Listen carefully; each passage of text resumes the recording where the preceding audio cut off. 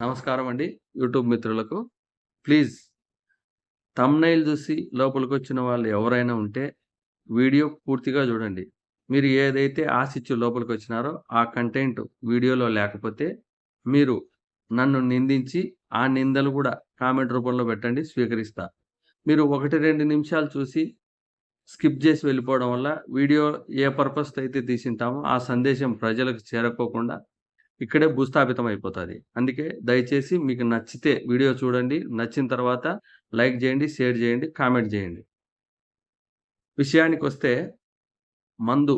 మందు అనే టాపిక్కు దీన్ని టచ్ జేయడం అంటే 2000 మెగావాట్ల కరెంట్‌ను టచ్ జేసినట్టే అని మనం చెప్పుకోవాల.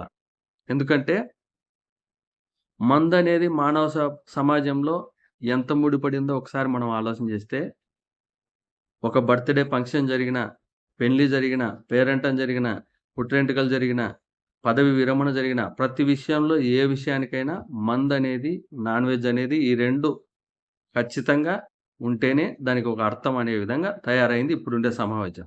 ఇటువంటి సమాజంలో మనం ఎప్పుడైనా పెళ్ళికి గాని, పార్టీకి గాని ఎక్కడన్నా అటెండ్ అయితే అక్కడ మన స్నేహితులు గాని, మన బంధువులు గాని ఎవరైనా గాని "రాప్పా మందు తాగుదురా" అని పిలిస్తే నేను తాగను, నాకు అలవాట్లేదు అని మనం చెప్తే తాగని వ్యక్తిని అంటరాని వాని మాదిరి చూసే పరిస్థితి, హేళనగా చూసే పరిస్థితి. అంటే తాగని వాడే ఒక వేస్ట్ ఫెలో ఈ విధంగా లెక్కబెట్టే ఈ సమాజం. ఇటువంటి సమాజంలో 20 ఏళ్ళు పెళ్లి చేసుకొని 20 ఏళ్ళు సంసారం చేస్తున్న భార్య కూడా "ఏమండి మీరు మందు తాగొద్దండి, ఆరోగ్యం చెడిపోతది, పిల్లల భవిష్యత్తు దెబ్బతింటాదంటే" భార్య చెప్పిన మాట కూడా వినుకోకుండా తాగే విధంగా అడిక్ట్ అయిన సమాజం ఇది. తర్వాత పెళ్లి గాని పిల్లలైతే 10థ్ క్లాస్ నుంచి ఇంటర్‌కొస్తానే మందు అలవాటు పడే పరిస్థితి. వాళ్ళు బర్త్‌డే పార్టీలని, ఫ్రెండ్‌షిప్‌లు అక్కడ, ఇక్కడ ఒక చోట లేకుండా ఎక్కడైనా ఎగ్జామ్ పాస్ అయినా మందే, నాన్ వెజ్ ఇవన్నీ. మరి పెళ్లి గాని పిల్లలకు "నాయనా నువ్వు మందు తాగొద్దు నాయనా" అని వాళ్ళ తల్లిదండ్రులు వారిచ్చినా, మందు తాగడం వల్ల ఆరోగ్యం చెడిపోతది, నీకు పిల్లనివ్వరురా అని చెప్పినా వాళ్ళు లెక్క చేయని పరిస్థితి. ఇటువంటి పరిస్థితులలో ఒక వ్యక్తి వచ్చి మిమ్మల్ని మారుస్తాను, మీ పిల్లలను మారుస్తాను, మీకు మందు లేకుండా చేస్తాను, మీరంతా బాగుండాలా, మీ పేదరికం పోవాలా, మీ పిల్లలకు మంచి చదువు చెప్పిస్తాను, దీనికంతటికి కారణమైన మందును దూరం చేస్తాను, మీకు అందనంత రేట్లకు తీసుకొని పోయి షాపులను తగ్గించి, మీకు అందనంత దూరం షాపులను కూడా దూరం చేసి, డబ్బుండేటోడు మాత్రమే తాగల్లా, డబ్బు లేనిటివాడు తాగకూడదు, అన్నంత రేటు తీసుకొని పోతా, అంత రేటు పెంచుతా అని చెప్పి ఒక వ్యక్తి చెప్పడాన్ని ఈ మందుబాబులు ఏ విధంగా స్వాగతించుంటారు.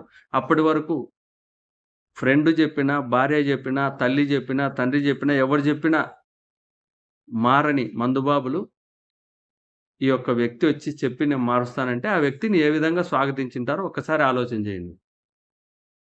ఇదే పద్ధతిలో ఇదే విధంగా కూటమి ప్రభుత్వం చంద్రబాబు నాయుడు గారు మీకు కేవలం క్వాలిటీ మద్యం ఇస్తాను. జగన్మోహన్ రెడ్డి గారు గతంలో మీకు అమ్మఒడికి అమ్మకు డబ్బులేసి దాదాపుగా నాన్న బుడ్డి కింద ఇక్కడ లెక్కంతా లాక్కుంటున్నాడని చెప్పి ఏవైతే సభలలో ప్రచారం చేసినారో దానికి ఖచ్చితంగా అదే విధంగా ఏ మందు తాగే వ్యక్తి ప్రతి వ్యక్తి వాళ్ళ ఇంటికి పోయి వాళ్ళ భార్యకు "ఏమే నీకు 13,000, 14,000 డబ్బులేస్తున్నాడు అమ్మఒడి కింద. ఈడ రోజు నాకు 2 రెట్లు ఒక క్వార్టర్ మీద రూ. 80కి వచ్చేదాన్ని రూ. 200 చేసినారు. 2 రెట్లు రేటు పెంచినారు. మరి నేను తాగకుండా మానుకుంటానంటే మానుకోను. ఖచ్చితంగా తాగుతాను. ఈరోజు తాగితేనే రేపు నేను పని చేయగలుగుతా. నాకు ఆ శక్తి వస్తాది. ఎందుకంటే నా శరీరం సహకరించదు. మనం బతకాలంటే మందు తాగాల. మరి నా దగ్గర ప్రతిరోజు రూ. 100 లెక్కన వాళ్ళు లాక్కుంటా నీకు సంవత్సరానికి 13,000 ఇస్తే ఏ విధంగా బేరీజ్ అయితదని చెప్పి వాళ్ళ భార్యలను కూడా వాళ్ళు ఇన్‌ఫ్లూయెన్స్ చేసి మార్చిన పరిస్థితి మందుబాబులది. ఏ విధంగా నష్టం జరుగుతుంది, ఏ విధంగా అని. ఇది జగన్మోహన్ రెడ్డి గారు గాని, జగన్మోహన్ రెడ్డి గారికి సొంతంగా నిర్ణయం తీసుకున్నారా? లేకపోతే జగన్మోహన్ రెడ్డి గారికి ఎవరైనా అధికారులు ఎవరైతే ఈ సలహా ఇచ్చినారా? ఇది ఆలోచన చేసి ఒక్కసారి ఒక అడుగు ముందుకేసేటప్పుడు 4 అడుగులు వెనక్కి పడినప్పుడు అవి ఏ విధంగా అవి ఎంత దూరం పోతాయి? ఎంతమందిని బాధిస్తాయి?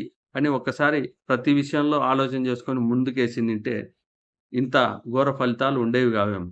ముక్తకంఠంతో మందుబాబులంతా మాకొద్దు, జగన్మోహన్ రెడ్డి మాకొద్దు అని ఓటేసిన పరిస్థితి. క్యూలలో నిలబడి ప్రత్యక్షంగా నేనే సాయంత్రం 6 గంటలకు పైన క్యూలలో నిలబడిన మందుబాబులను నేనే గమనించిన. అంటే వాళ్ళు పూర్తిగా వాళ్ళకి కావాల్సిన స్వతంత్రం కావాలా, జగన్మోహన్ రెడ్డిని కేవలం నిన్ను పాలించడానికి మాత్రమే మేము హక్కిచ్చినాం. నువ్వు ఇది తాగల్లా, ఇంతే తాగల్లా, ఈ రేటుతో తాగల్లా, అక్కడికి వెళ్లి మాత్రమే తాగల్లా, ఇవన్నీ రూల్ చేయడానికి నువ్వెవరు అని చెప్పి మందుబాబులు ముక్తకంఠంతో అంటే వాళ్ళ ఆనందం కేవలం మందు తాగడం. మందు తాగడానికి అడ్డొస్తే కంపల్సరీ ఎవరినైనా అదే విధంగానే వాళ్ళు ట్రీట్ చేస్తారు.